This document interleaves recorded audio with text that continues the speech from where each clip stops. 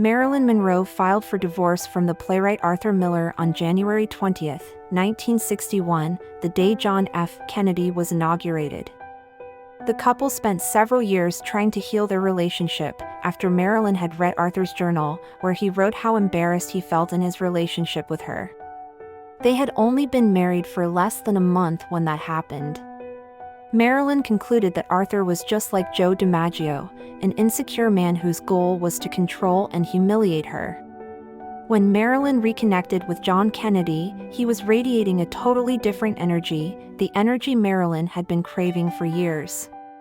To her, he was a strong, secure man who was attracted to her insecurity, without the need to shame her.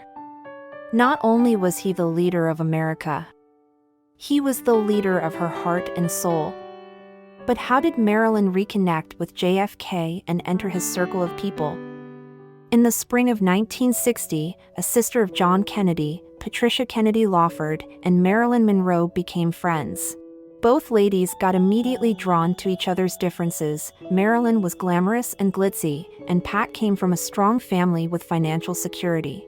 Marilyn was starstruck by Pat's charisma, while Pat fell in love with Marilyn's insecurity and vulnerability. The two spoke on the phone a lot, mostly because Marilyn liked to call her on a regular basis, which Pat seemed to enjoy. There was so much Marilyn was admiring in Pat: her strength, the solid family that stood behind her, and the wisdoms that Marilyn was so desperately absorbing from her.